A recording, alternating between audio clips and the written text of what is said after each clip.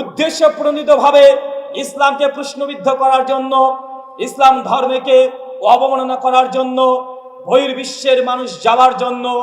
এই জন্য নাস্তিকের নামে আসলে নাস্তিক বলে কিছুই নেই, যা আছে সব ইসলাম বিদ্বেষী। কারণ হিন্দু ধর্মের বিরুদ্ধে যদি আপনি বলেন, আপনাকে ভারতেরও কোনো জায়গা দেবে না, আমেরিকা তো বড় দূরের কথা। খ্রিস্টান ধর্মের বিরুদ্ধে বলেন, আপনাকে জিন্দেগিতে ঢুকতে দিবে না, জুতো মেরে বের করে দেবে। কিন্তু আপনি ইসলামের বিরুদ্ধে বলেন, ভিসা কনফার্ম আছে না নাই, কথা বলেন। আসলে নাস্তিক মাস্তিক কিছুই নাই, সবগুলো ভিসা টাকা। কি বললাম? নাস্তিক বলে কিছু নেই। যেসব যারা নাস্তিক হচ্ছে তাদেরকে আজকে অফার করেন যে বাংলাদেশে তোমাদেরকে আমাদের যে ঢাকা বিশ্ববিদ্যালয় আছে ওখানে তোমাকে নিয়োগ করে দিচ্ছি, মাসে তুমি 1,10,000 টাকা বেতন পাবে। ও দেখবে 5 লাখ নামাজ যুদ্ধ করবে। যারা নাস্তিক দাবি করছে বলেন যে মাসে 1 লাখ টাকা বেতন দেবো, তো আমাদের ইউনিভার্সিটিতে পড়াশোনা করা বা মাদ্রাসায় চলে জামিয়া সালাফিয়াতে আয়, তোকে 1 লাখ টাকা বেতন দেবো ইংরেজি পড়া ছাত্রদেরকে। দেখবেন ওই লোভে পড়ে চলে আসবে, জাপানে থাকবে না, আর সে নাস্তিক হবে না, প্রতিদিন আল্লাহ বিল্লাহ করবে। করে কি করে না, কথা বলে। কত মানুষ দেখা আছে। আল্লাহ সুবহানাহু ওয়া তাআলা এই কথাগুলো বোঝার তৌফিক দান করো। সকলে পড়ি আল্লাহুম্মা আমিন। সম্মানিত সুধী, অনেক রাত্রি হয়ে গেছে, রাত্রি প্রায় 1টা 1। আপনাদের কষ্ট দিতে চাই না। আল্লাহ সুবহানাহু ওয়া তাআলা, কালকে জুমা আছে, কালকে জুমা। আচ্ছা, জাস্ট একটা ছোট্ট আলোচনা করি এই প্রসঙ্গেই। জি ভাই, প্রসঙ্গ ঘুরিয়ে গেলে সমস্যা আছে।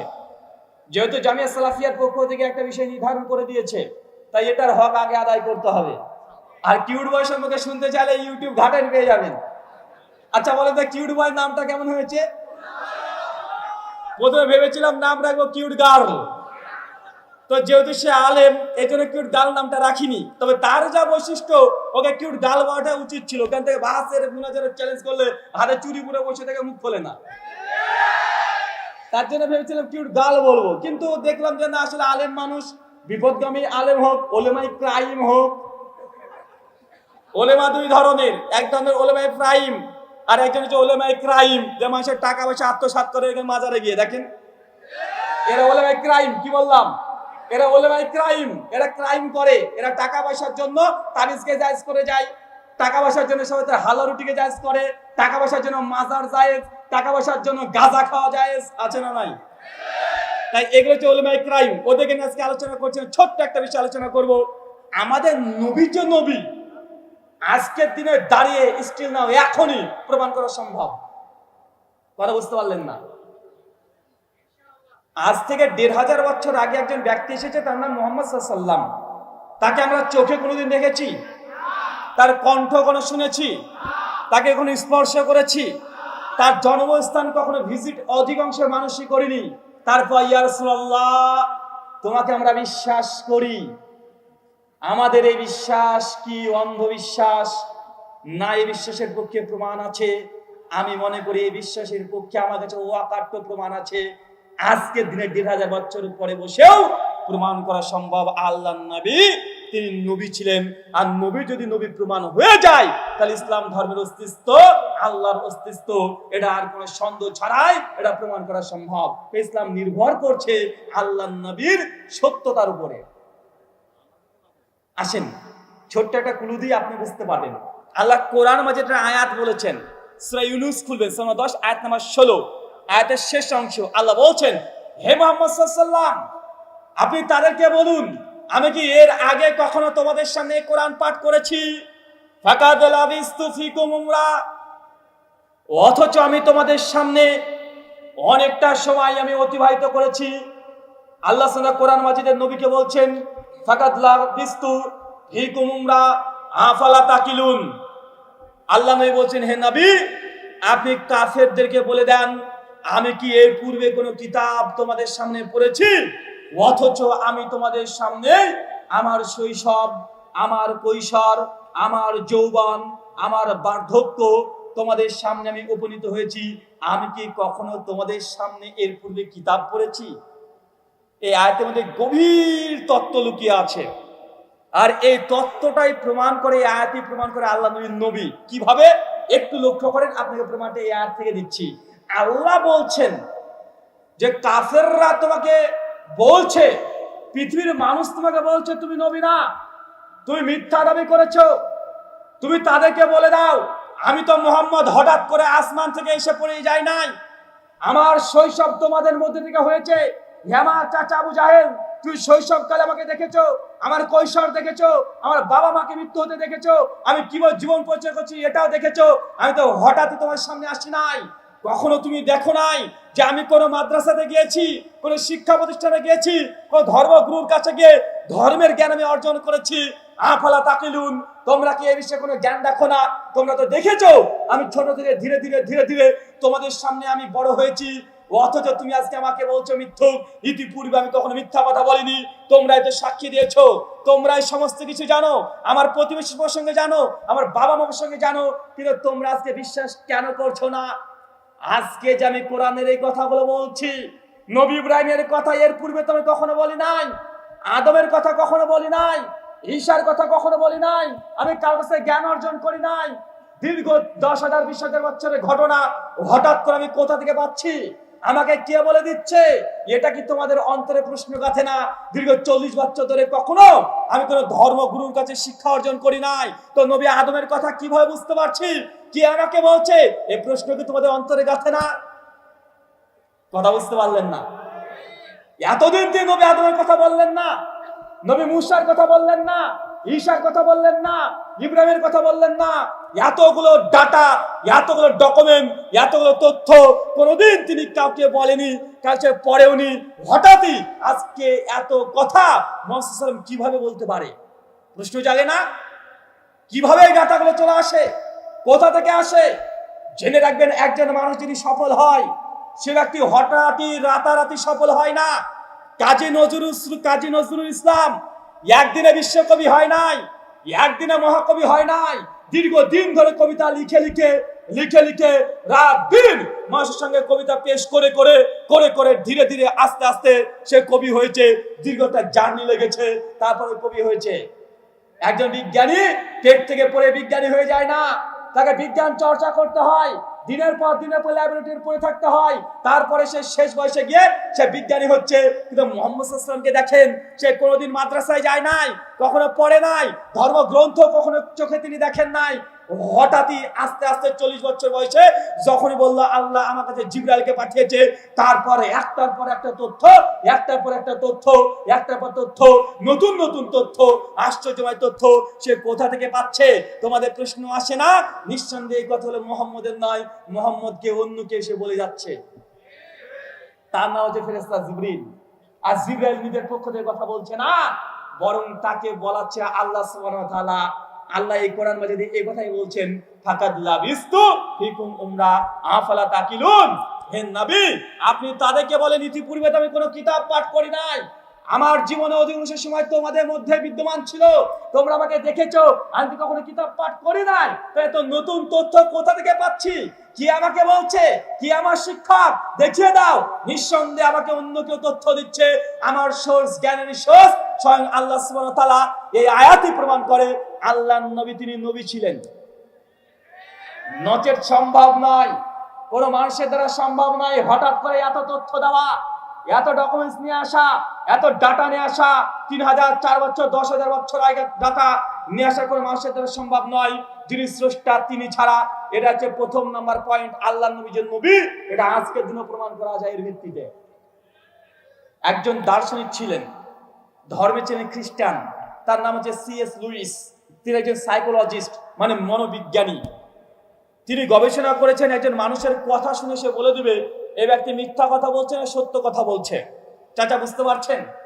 এই বিজ্ঞানী মানুষের কথা বলার ভাষা দেখে, তার জীবনী পড়েই বলে দিতে পারতেন সে ব্যক্তি মিথ্যা বলছে না সত্য বলছে। এটা সাইকোলজিস্টরা পারে, যারা মনোবিজ্ঞানী। তিনি বলছেন যে একজন মানুষ যদি কোনো দাবি করে, কি করে? দাবি করে। এই দাবির পক্ষে 3টে কারণ হতে পারে। কয়টা? 3টে। ভালো করে শুনেন। আল্লাহ নবী যে নবী, আজকের দিনে প্রমাণ পাবেন, আজকের দিনে জল জল করবে যে হ্যাঁ আল্লাহ নবী নবী ছিলেন, বিন্দু কোনো ডাউট থাকবে না। তো ওই সাইকোলজিস্ট উনি বলছেন যে একজন মানুষ যদি কোনো দাবি করে, দাবির পক্ষে তিনটা কারণ হতে পারে। এক, হয় সে দাবিটা পুরোপুরি মিথ্যা দাবি করছে মিথ্যুক লোকটা। দুই, এই লোকটা মনে হয় পাগল বা অ্যাবনর্মাল, মস্তিষ্ক বিকৃত আছে। তিন, আসলে লোকটা যে দাবি করছে এটাই ঠিক। কটা হতে পারে কথা বলেন? তিনটে কারণ হতে পারে। একজন মানুষ যদি কিছু দাবি করে, তিনটের মধ্যে একটা হবেই, এর বাইরে যাবে না। হয় যে দাবি করছে সত্য দাবি, অথবা মিথ্যা দাবি, অথবা সে লোকটা মস্তিষ্ক বিকৃত। কেন কিছুদিন আগে বাংলাদেশে একজন নবী ঈসা দাবি করলো, না আমি ঈসা নবী ভাই বললো না, দাবি করেছে কি করে নাই? পরবর্তী সময় কি দেখলেন? লোকটা পাগল। পেয়েছেন কি পান নাই কথা বলেন? যারাই নিজেকে নবী দাবি করেছে তার অধিকাংশ পাগল কি পাগল নয়? অথবা সে মিথ্যা দাবি করেছে, প্রমাণ হয়েছে কি হয় নাই? হয়েছে। তাই সিএস লুইস বলছে কোন মানুষ যদি কোনো কিছু দাবি করে, দাবির পক্ষে তিনটে কারণ হতে পারে। এক, সত্যবাদী লোকটা অথবা মিথ্যা দাবি করছে, অথবা সে মস্তিষ্ক বিকৃত হয়েছে। এখন দেখেন আল্লাহর নবী ১৫০০ বছর পূর্বে নবী দাবি করেছে কি করে নাই? কথা বলেন। এখন আমরা আজকের দিনে আল্লাহর নবী আসলে সত্য দাবি করছে না মিথ্যা দাবি করছে এটা প্রমাণ করতে পারি। এক, সাইকোলজিস্ট এলএস লুইস বলছে একজন মানুষ যদি মিথ্যা কথা বলে, তো মানুষ মিথ্যা কেন বলে? আপনারা জানেন মানুষ মিথ্যা কেন বলে? মিথ্যা বলার কারণ কি? যারা মনোবিজ্ঞানী তারা বলছে মিথ্যা কথা বলে মানুষ তিনটে কারণে। এক, কখনো কখনো অর্থের জন্য। কিসের জন্য? টাকার জন্য। বড় হবে, বড় লোক হবে, কোটি কোটি টাকা ইনকাম করবে, এই লোভে মানুষ মিথ্যা কথা বলে। দুই, মানুষ ক্ষমতার জন্য, বড় নেতা হবে, মন্ত্রী হবে, এই জন্য মিথ্যা কথা বলে। তিন, মানুষ মিথ্যা কথা বলে অনেক সময়তে নারীর লোভে। কিসের লোভে কথা বলেন? নারীর লোভে। মিথ্যা কথা বলার কারণই হচ্ছে তিনটে, এর বেশি কারণ আপনি আর পাবেন না। প্রথম কারণ, মানুষ মিথ্যা কথা বলে টাকার লোভে। কিসের লোভে কথা বলেন? টাকার লোভে। এখন আল্লাহ নবী তিনি নবী দাবি করেছেন, এখন নবী দাবি করার কারণ যদি টাকা হতো, তো আল্লাহ নবীকে নবুয়ত জীবনের প্রথমে তাবাকাত ইবনে সাদ প্রথম খণ্ড ১৬৭ পৃষ্ঠায় কাফেররা এসে বলেছিল, হে মুহাম্মদ তুমি এই আল্লাহর দাওয়াত দিও না, যদি তুমি লা ইলাহা ইল্লাল্লাহর দাওয়াত বন্ধ করে দাও, এই আরবের যা চাইবে তোমাকে আমি তাই দিয়ে দেব। ভাই এই অফার করেছে কি করে নাই? এখন আল্লাহর নবী যদি মিথ্যা দাবি করতেন, আর মিথ্যা দাবি করার কারণ কি? মানুষ অর্থের লোভে মিথ্যা কথা বলে। আল্লাহর নবী তো গোটা বিশ্বকে বিনিময় তিনি নেন নাই, বরং লা ইলাহা এই মুখের একটা কথার জন্য গোটা আরব, মক্কা, মদিনা সবগুলো সে অস্বীকার করেছে, এই কথা গ্রহণ করে নাই। কেন? বোঝা গেল আল্লাহর নবী মিথ্যা নবুয়তের দাবি করে নাই। কথা মনে কষ্ট হচ্ছে আপনাদের? কারণ মানুষ মিথ্যা কথা কেন বলে? টাকার জন্য, অর্থের জন্য, কোটি কোটি টাকা ব্যাংক ব্যালেন্স করবে এই জন্য। তা আল্লাহ নবীকে তো প্রথমে কাফেররা মনে করছে মিথ্যা দাবি করছে, তাহলে একে টাকা দিয়ে মুখটা বন্ধ করে দেওয়া যাবে। আল্লাহ নবী টাকা অফার করেছে, আল্লাহ নবী টাকার আর তার সম্পত্তি সবগুলোকে পায়ের সঙ্গে পিষে দিয়েছে। কিসের বিনিময়ে? মুখের একটা কথা, লা ইলাহা ইল্লাল্লাহ। তার মানে বোঝা গেল মুখের একটা কথার জন্য কোটি কোটি টাকা যে অস্বীকার করে, এই ব্যক্তি কখনো মৃত্যু হতে পারে না। পয়েন্ট নাম্বার 2, মানুষ মিথ্যা কথা কেন বলে? অনেক মানুষ এটা টাকার জন্য বলে না, কিন্তু ক্ষমতার জন্য। নেতা হব, মন্ত্রী হব, প্রধানমন্ত্রী হব, এই জন্য। তো আল্লাহর নবীকে সেই সময় কাফেররা এটা দিয়ে টেস্ট করেছিল, মুহাম্মদ তুমি যদি নেতা হতে চাও, তোমাকে আরবের নেতা বানিয়ে দেব, তবে তুমি কালমা লা ইলাহা ইল্লাল্লাহ এই দাওয়াত তুমি দেবে না। ভাই এই অফার করে, অথবা ক্ষমতার সিংহাসনের লোভে যদি নিজেকে দাবি করতেন নবী, তাই সে ক্ষমতা নিয়ে নিত, নবুয়তের দাবি বাতিল করে দিত। বোঝা যাচ্ছে আল্লাহর নবী কোনো মিথ্যা দাবি করে নাই। 3 নম্বর পয়েন্ট, নারী, মেয়েদের কারণে এই অফারটা নবী পেয়েছে কি পায় নাই? আল্লাহর নবীকে তো এই অফারটা দেওয়া হয়েছে। মুহাম্মদ রাসূলুল্লাহ সাল্লাল্লাহু আলাইহি ওয়াসাল্লাম যে নবী, তার জন্য 3টে পয়েন্ট আপনাকে বলছি। মানুষ কখনো কেউ যদি মিথ্যা দাবি করে, এই 3টে কারণ ছাড়া হতে পারে না। আল্লাহর নবীকে নারীর লোভ দেখানো হয়েছে কি হয় নাই? আল্লাহর নবী অস্বীকার করে দিয়েছে। এখান থেকে বোঝা যাচ্ছে আল্লাহর নবী কোনো মিথ্যা দাবি করে নাই, বরং তার দাবি আসলে সত্য ছিল। তিনি প্রকৃত নবী ছিলেন, ট্রু প্রফেট ছিলেন, এটা মিথ্যা কোনো দাবি নয়। এর যে প্রথম কারণ এলএস লুইসের সংজ্ঞা অনুযায়ী 1, তার মানে বোঝা গেল আল্লাহ নবী মিথ্যা কোনো দাবি করে নাই। আর একটা কথা মনে রাখবেন, মানুষ মিথ্যা দাবি করবে কেন? আর যে ব্যক্তি মিথ্যুক সে দেখবেন মিথ্যা দাবি লোভের জন্য করে, টাকার জন্য করে, ক্ষমতার জন্য করে। আর যারা এই কারণে করে তারা কখনোই প্রচলিত ধর্মের বিরুদ্ধে, প্রচলিত রাজনীতির বিরুদ্ধে, প্রচলিত অর্থনীতির বিরুদ্ধে কখনো বিরোধিতা আচরণ করে না। কারণ বিরোধিতা করলে তার সমাজ তাকে মানবে না। আল্লাহ নবী যদি মিথ্যা দাবি করতেন, আল্লাহ নবীর জীবনটা মূলত শৈশবকালে খুব কষ্টের ছিল। আম্মা খাদিজাকে বিয়ে করার পরে খুব সুন্দর সোনার সংসার, কোটিপতি মেয়ের সঙ্গে বিয়ে করেছে, 3-4টে সন্তান আছে, সুন্দরভাবে জীবনযাপন করছে, সুখ আর সুখ, ব্যবসা করছে, বাণিজ্য করছে, তার ভেতরে কোনো আর সমস্যা নেই, আর্থিক কোনো দুর্বলতা নেই, সুখ আর সুখ শান্তি নিয়ে জীবনযাপন করছে, একজন মানুষ সুখে আছে। তারপর আবার কেন সে নিজেকে নবী দাবি করে হঠাৎই নবী দাবি করবে? আর তিনি জানছেন নবী দাবি করলেই, প্রচলিত মানুষের বিরুদ্ধে কথা বললেই তার শত্রু বাড়বে। এমন কোন মানুষ কি চায় যে আমার শান্তি জীবনটাকে বাদ দিয়ে আমার জীবনটাকে হুমকির মুখে ফেলে দিই? কথা বলেন। তিনি শান্তিতে ছিলেন, খুব শান্তিতে ছিলেন, না তিনি জানছেন, ভালোভাবে জানছেন এ দাবি করলেই সমাজ আমাকে মেনে নেবে না। তাই আল্লাহ নবী তিনি খুব ভালোভাবে জানার পরেও তিনি যখন দাবি করছেন নবী, আসলে তিনি ট্রু প্রফেট ছিলেন, সত্যিকারের মেসেঞ্জার ছিলেন, নবী ছিলেন, নচেত এই দাবি কখনোই করতেন না। আর একটা কথা আপনাকে বলে দিই, কোনো মিথ্যুক কখনো এত অর্থের লোভ, কখনো সে অর্থের লোভ থেকে পেছু টান নিতে পারে না, নারীর টান থেকে পিছু টান নিতে পারে না, রাষ্ট্রের দায়িত্ব থেকে কখনো কোনো মিথ্যুক যদি সত্যিকারের হয় সে কখনোই এই লোভ লালসা থেকে পরিত্যাগ করা সম্ভব নয়। বা আল্লাহ রাসূল তাহাজ্জুদের নামাজ পড়তেন, এই তাহাজ্জুদের নামাজটা দালালত, মানে এটা দলিল যে আল্লাহ নবী আসলে নবী ছিলেন। কারণ কোনো মিথ্যুক তার উম্মতকে 5 ওয়াক্ত নামাজ দিবে আর তার নিজের জন্য 6 ওয়াক্ত নামাজ করে নিবে, এটা মিথ্যুকের দ্বারা অন্তত হতে পারে না। যদি মিথ্যা দাবি করবে সেটা আরামে আসার জন্য, কেন রাতভর ইবাদত করবে? সে যদি নবী না হবে তাহলে সে বলতো তোমরা পড়বা 5 ওয়াক্ত আর আমি পড়বো 1 ওয়াক্ত, আমি নবী। কথা বুঝতে পারছেন না? সে যদি মিথ্যা দাবিদার হতেন অবশ্যই নিজের উপর এত কষ্ট করতেন না। কারণ মিথ্যুক তো মিথ্যুক। পৃথিবীতে এমন কোন মিথ্যুক দেখেছেন যে নিজের টাকা পয়সা গরিব মানুষকে দিয়ে দেয়? নিজের মৃত্যুর সময় 1 টাকাও কাছে রাখে না। পৃথিবীতে এমন কোন মিথ্যুক দেখেছেন যে মিথ্যুক নিজের মেয়েকে বলছে, নিজের পরিবারকে বলছে যে আমার মৃত্যুর পরে কোনো সম্পত্তি আমার পরিবার পাবে না, উম্মতকে দিয়ে দিতে হবে? পৃথিবীতে এমন কোন মিথ্যুক আছে? কথা বলেন। কিন্তু আল্লাহর নবী তো এই কথাই বলে গেছেন, নিজের সম্পত্তি নিজের পরিবার পাবে না, উম্মতকে দিয়ে দিতে হবে। পৃথিবীতে এমন কোন মিথ্যুক নাই। তার জন্য আমি এই কথা বলি, ইয়া রাসূলুল্লাহ, আপনি যদি মিথ্যাবাদী হয়ে থাকেন, পৃথিবীতে সত্যবাদী বলে আর দুনিয়াতে কেউ নেই, এই আসমান জমিনের নিচে কেউ নেই, সত্যবাদী কেউ নেই। আল্লাহর নবী, ইয়া রাসূলুল্লাহ, আপনি সত্যিকারের নবী, আপনি মিথ্যাবাদী নন। যত আপনাকে মিথ্যাবাদী বলা হোক, কোন দিক দিয়ে চেক করবেন নবীকে?